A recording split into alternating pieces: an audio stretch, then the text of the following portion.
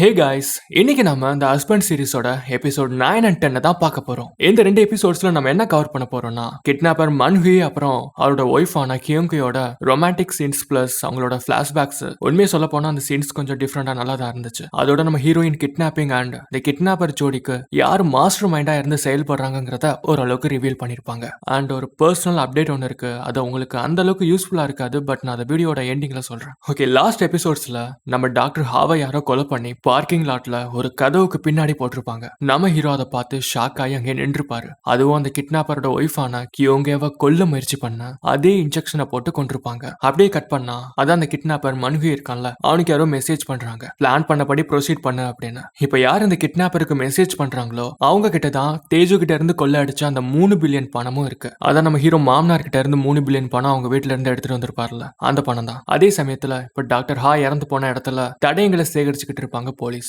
இப்ப நம்ம டைரக்டர் இருக்கார்ல, அந்த இடத்துக்கு வருவாரு. வந்துட்டு இங்க என்ன நடந்துச்சு, டாக்டர் ஹாவா யாரோ கொலை பண்ணிட்டாங்களா அப்படின்னு ஃபர்ஸ்ட் பெஞ்சில் இருக்கிற நல்ல பிள்ளை மாதிரி ஆக்டிங்க போடுவாரு. போலீஸ் நம்ம தேஜுகிட்ட தான் கேள்வி கேட்டுக்கிட்டு இருப்பாங்க. நீங்க எதுக்கு இங்க வந்தீங்க, இந்த நேரத்துல டாக்டர் ஹாக்கு எதுக்கு கால் பண்ணீங்க அப்படின்னு போலீஸ் விசாரிக்க நம்ம தேஜு அப்படியே ஆட்டோ அந்த பக்கத்து திருப்பி விட்டுருவாரு. நீங்க ஏன் கிட்ட அதை கேட்கறத விட நம்ம டேரக்டர்கிட்ட கேட்டீங்கன்னா பதில் சிறப்பா வரும் அப்படின்னு. நம்ம டேரக்டர் உடனே அவன் தான் ஏதோ எமர்ஜென்சின்னு கால் பண்ணா, உடனே வர சொல்லி சரின்னு நானும் வந்தேன். ஆனா வந்து பார்த்தா அவனை ஆளை காணா. சோ நான் அதுக்கப்புறம் நான் வீட்டுக்கு போயிட்டேன் அப்படின்னு சொல்லுவாரு. ஹீரோயின் பக்கத்துல நிப்பாங்க. என்ன நம்ம அப்பா பச்சையா பொழுகிறாரு, இவர் தான் ஹாஸ்பிட்டலுக்கு ஹாவ வர சொன்னது, இப்ப என்ன அப்படி மாத்தி பேசிட்டு இருக்காங்க. ஏன்னா நம்ம ஹீரோயின் ஒட்டு கேட்டிருப்பாங்கல்ல எல்லாத்தையும் வீட்டுல. சரி இது சரிப்பட்டு வராதுன்னு சிசிடிவி கேமராவை போலீஸ் செக் பண்ணி பார்ப்பாங்க. செக் பண்ணி பார்த்ததுல 2 பேருமே போய் சொல்லுங்கிறது உறுதி ஆயிருச்சு. ஆனா உண்மை என்னன்னு நமக்கு தான் தெரியும். அதே சமயத்துல டாக்டர் ஹா வந்து லிப்ட்ல ஏறி இருப்பார்ல, அப்ப நம்ம சைக்காட்ரிஸ்ட் மியோங்கி அவங்களும் லிப்ட்ல தானே இருப்பாங்க. இதை சிசிடிவி கேமரால பார்த்த போலீஸ் அவங்கள்ட்ட கேள்வி கேட்பாங்க. ஆனா அவங்கள்ட்ட இருந்து எந்த லீடும் கிடைக்காது. டாக்டர் ஹா பார்க்க ஒரு மாதிரி எதையும் நினைச்சு கவலைப்படுற மாதிரி இருந்துச்சு. நான் அவர்கிட்ட கேட்டப்போ அவர் என்கிட்ட எதுவுமே சொல்லல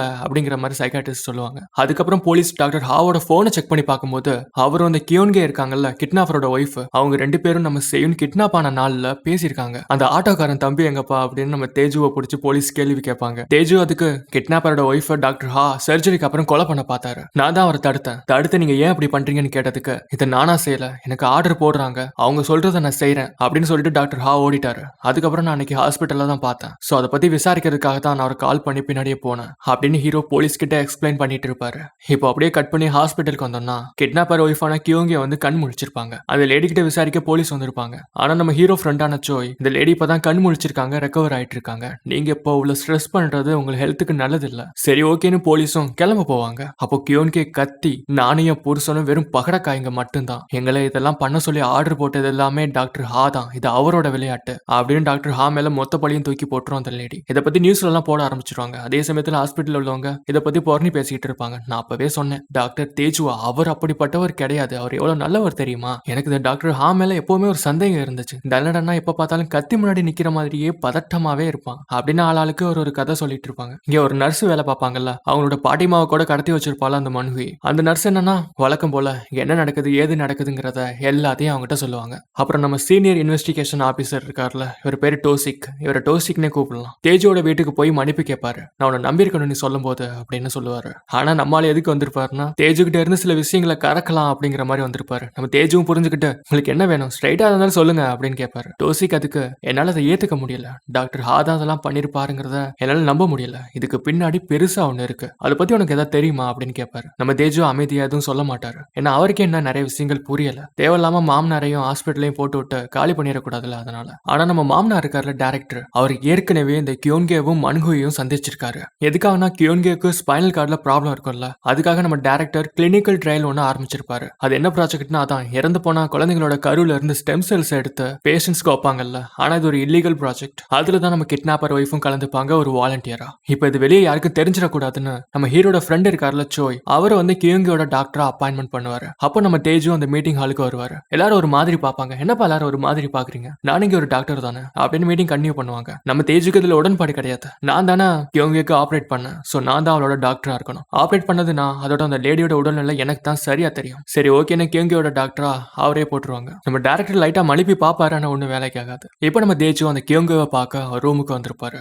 நீ என்ன பண்ற இங்கன்னு கியோங்க கேட்க, உனக்கு தான் தேங்க்ஸ் சொல்லணும், நீ டாக்டர் ஹாவை பத்தி சொன்னதுனால தான் இப்போ நான் ஃப்ரீயா வெளியே இருக்கேன். ஆனா அது நம்புற மாதிரியே இல்லையே. டாக்டர் ஹா தனியா அதெல்லாம் பிளான் பண்ணாரா என்ன? சரி, உனக்கு அந்த ஸ்டெம் செல்ஸ் பத்திலாம் எப்படி தெரியும்? எனக்கு அந்த டாக்டர் ஹா தான் சொன்னாரு. இது சட்டத்துக்கு விரோதமானது அப்படியெல்லாம். என்னோட உடம்புல உள்ள பிரச்சனை சரியானா போதும்னு எனக்கு இருந்துச்சு. ஸோ அதை பத்திலாம் நான் கண்டுக்கல. இதோட கேள்விக்கு பதிலா இருக்கும்னு நினைக்கிறேன் அப்படின்னு சொல்லிட்டு கேன்கே கத்த ஆரம்பிப்பா. இது அவங்களுக்கே நியாயமா இருக்கா? நம்மளோட ஜெயில இருந்த ஒரே காரணத்துக்காக என்ன கிளினிக்கல் ட்ரையல்ல இருந்து தூக்கிட்டாங்க. இது எந்த விதத்துல நியாயம் அப்படின்னு சொல்ல உடனே டாக்டர் தேஜு, ஹே ஒரு நிமிஷம் இரு. இதெல்லாம் உனக்கு யார் சொன்னது? டாக்டர் ஹா தான் சொன்னாரா என்ன அப்படின்னு கேட்க கியோன்கே ஒன்னும் பதில் சொல்ல மாட்டாங்க. அதுக்கப்புறம் டாக்டர் தேஜு சேனுக்கிட்ட போயிட்டு உங்க அப்பாவோட ஸ்டடி ரூம்ல கிளினிக்கல் ட்ரையல்ஸ் பத்தின ஏதாவது ரெக்கார்ட்ஸ் இருக்கான்னு தேட சொல்லுவாரு. சரி ஓகே நான் தேடுறேன், ஆனா இங்க என்ன நடக்குதுங்கிற பத்தின எக்ஸ்பிளனேஷன் தரேன்னு சொன்னீங்களே, அதை பத்தி எப்ப சொல்ல போறீங்கன்னு சேன் கேட்பாங்க. என்ன இப்போதைக்கு மன்னிச்சிரு அப்படிங்கிற ஒரு வார்த்தையை தவிர வேற எதுவும் அவர் சொல்ல மாட்டாரு. இப்போ அந்த சைக்காட்ரிஸ்ட் மியூன்ஹே இருக்காங்கல்ல, அவங்க நம்ம ஹீரோ கிட்ட கேஷுவலா பேசுவாங்க.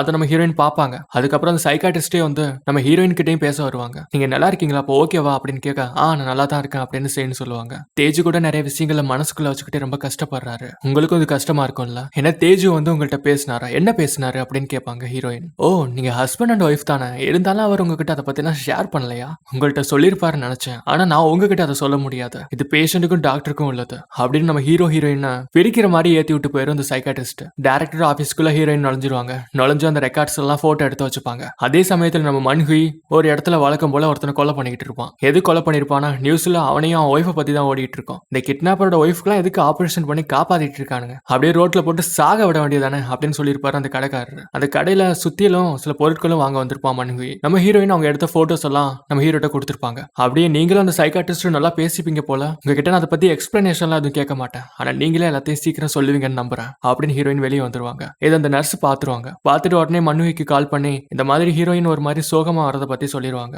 அதே நேரத்துல என்னால இப்படியே பண்ணிட்டு இருக்க முடியாது, ரொம்ப நாளைக்கு என்ன பிடிச்சாங்கன்னா அவ்வளவுதான். ஓ அப்படியா, அப்போ உன் பாட்டி பத்தி உனக்கு கவலையே இல்லையா? செத்தா கூட பரவாயில்லையா? ஐயோ அவங்களை எதுவும் பண்ணிடாத அப்படின்னு நர்ஸ் கெஞ்சுவாங்க.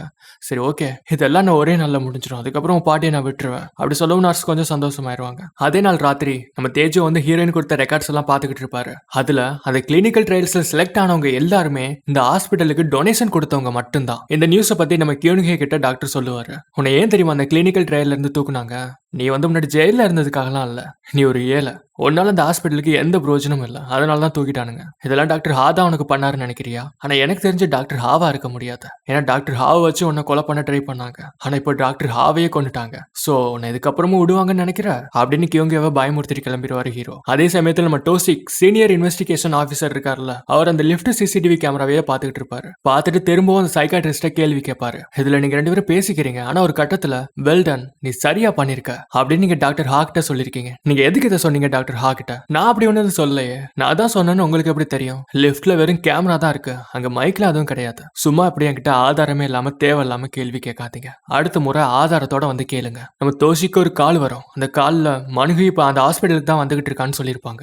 அதனால அந்த சைக்காட்ரிஸ்ட் கிட்ட தோஷிக்கு நீங்க பத்திரமா வெளியே வராதீங்க, அந்த மன்ஹு இப்ப எங்க தான் வந்துகிட்டு இருக்கானா. ஆனா நமக்கு நல்லா புரியுது இந்த சைக்காட்ரிஸ்டுக்கு பெரிய சம்மந்தம் இருக்குங்கிறது. கியோன்கேயோட ரூம்ல இருந்து நம்ம தேஜு வந்ததுக்கு அப்புறம் போலீஸ்ல இருந்து ஒரு கால் வந்திருக்கும். ஒரு வழியா போலீஸ் மன்ஹியோட கார் லொகேஷனை ட்ராக் பண்ணிருப்பாங்க. அவன் இப்ப நேரா ஹாஸ்பிட்டல் தான் வந்துட்டு இருப்பான். அதனால போலீஸ் அவன் செயினை தேடி தான் வந்துட்டு இருக்கான்னு நினைக்கிறோம். சோ நீங்க செயின் கூட பத்திரமா இருங்க அப்படின்னு சொல்லுவாங்க. ஆனா அதுக்குள்ள செயின் அவங்க கார் பார்க்கிங் போயிருப்பாங்க. காரு கிட்ட ஹீரோ கால் பண்ணி பாப்பாரு, ஆனா அவங்க எடுக்க மாட்டாங்க. சரி ஓகே, இப்ப நம்ம கியோன்ஹே அண்ட் மன்ஹியோட பிளாஷ்பேக் சீன்ஸை பார்ப்போம். மன்ஹி ஒரு தனிமையான ஆளு. அவர் இந்த கம்ப்யூட்டர்லாம் ரிப்பேர் பண்ற ஷாப்ல ஒர்க் பண்ணிட்டு இருப்பாரு. இவர் கூட வேலை பாக்குற மத்தவங்க எல்லாம் வேலை முடிஞ்சதுக்கு அப்புறம் ஒன்னா போய் டின்னர் அது மாதிரிலாம் சாப்பிடுவாங்க. ஆனா இவர் யாரு கூடயும் பேசல, அவங்களே இவரை கண்டுக்கறல. வேலை முடிஞ்சதும் ஸ்ட்ரைட்டா அவரோட அபார்ட்மெண்ட்டுக்கு வருவாரு. அது ஒரு சின்ன அபார்ட்மெண்ட். அங்க வந்து இருக்கிறத சாப்பிட்டு அவர் வாட்டே இருப்பாரு. கியோன்ஹேவும் அதே அபார்ட்மெண்ட்ல தான் தங்கி இருப்பாங்க, எதிர் வீடு. கியோன்ஹே டெய்லி ஹலோ சொல்லுவாங்க, ஆனா அவர் பெருசா பேசாம ஓடியாந்துருவாரு. இப்படியே போயிட்டு இருக்க ஒரு நாள் கியோன்ஹே வழுக்க டைமா மன்ஹுயை பிடிச்சு அவங்கள பத்தி மன்ஹுய் கிட்ட அறிமுகப்படுத்திப்பாங்க. கூடவே அவங்க தீன் மட்டத்துல அவர் கொஞ்சம் கொடுப்பாங்க. அது கீழே விழுந்துரும், இருந்தாலும் அதை எடுத்துக்கிட்டு ஒரே ஓட்டமா ஓடிடுவாரு. கியோன்ஹே பத்தி சொல்லணும்னா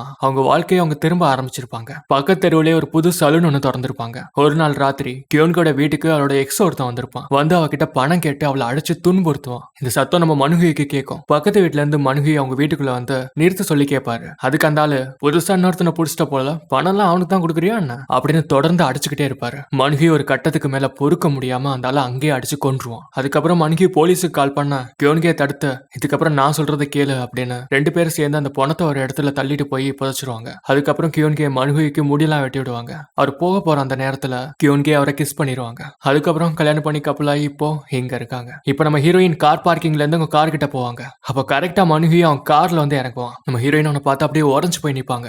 மனுஹி ஹீரோயின் கிட்ட நகர்ந்த அவனை போட்டு தள்ளிடுவேன்னு சொல்ல ஹீரோயின் ஓட ட்ரை பண்ணுவாங்க. நகராதுன்னு சொல்றேன், ஓடவா ட்ரை பண்ற அப்படின்னு விரட்டிட்டு வர அந்த பார்க்கிங்ல ஒரு கதவு ஒன்று இருக்கும். திறக்க ட்ரை பண்ணுவாங்க, திறக்க முடியாது. மாட்டினியா அப்படின்னு அவங்களை கொல்ல வருவான். அப்ப கரெக்டா நம்ம ஹீரோ அந்த கதவை திறந்து நம்ம ஹீரோயினை காப்பாத்திடுவாங்க. நம்ம ஹீரோ சும்மா இல்லாம மனுஹியை பிடிக்க வெளியே போவாரு. நம்ம ஹீரோயின் சொல்லி பார்ப்பாங்க, நான் அவர் கேட்க மாட்டாரு. அந்த இடத்துல அதுக்குள்ள போலீஸ் சைரன் கேட்க மனுஹி ஓட ஆரம்பிப்பான். ஹீரோ பின்னாடியே விரட்டிட்டு போவாரு. ஒரு சந்தோட ஓரத்துல மனுஹி மறைஞ்சு நின்று நம்ம ஹீரோ ஒடியாரும் போது குப்பை தட்டி வச்சு தலையிலே அடிச்சிருவான். நம்ம ஹீரோ அங்கேயே விழுந்துருவாரு. நம்ம ஹீரோ அவன் கொல்ல போவான். கொல்ல போறதுக்கு முன்னாடி உனக்கு ஒன்று தெரியுமா, உன்னோட ஒய்ஃப் ஒன்று எங்களோட டார்கெட் கிடையாது, நீ தான் எங்களோட டார்கெட், நீ தான் எப்பவுமே எங்க டார்கெட்டா இருந்த. நம்ம ஹீரோ விட்டா நம்மளை கொன்றுவான்னு உங்களுக்கு எல்லாம் தலைவனா இருந்து எவன் செயல்படுறானோ அவன் ஒய்ஃபையே கொலை பண்ண பார்த்தான் தெரியுமா, ஒய்ஃபை காப்பாத்தினது நான் தான். இதை கேட்டதும் மனுஹி ஷாக் ஆயிடுவான். போலீஸும் கிட்ட வந்துருவாங்க. அதனால திரும்ப ஓட ஆரம்பிச்சிருவான். இப்ப ஹாஸ்பிட்டல்ல நம்ம ஹீரோட ஃப்ரெண்டான டாக்டர் சோய் அவர் நம்ம ஹீரோயினை பார்த்துப்பாரு. ஹீரோயின் அந்த கிட்னாப்பரை திரும்ப பார்த்து அதிர்ச்சியில அவங்களால ஒழுங்கா மூச்சு விட முடியாம போயிருக்கும். தேஜு நம்ம ஹீரோயின் வந்து பார்க்க வரும்போது ஹீரோயின் பக்கத்துல டேரக்டர் உட்காந்துருப்பாரு. இப்ப அவங்க 2 பேரும் பேச ஆரம்பிப்பாங்க.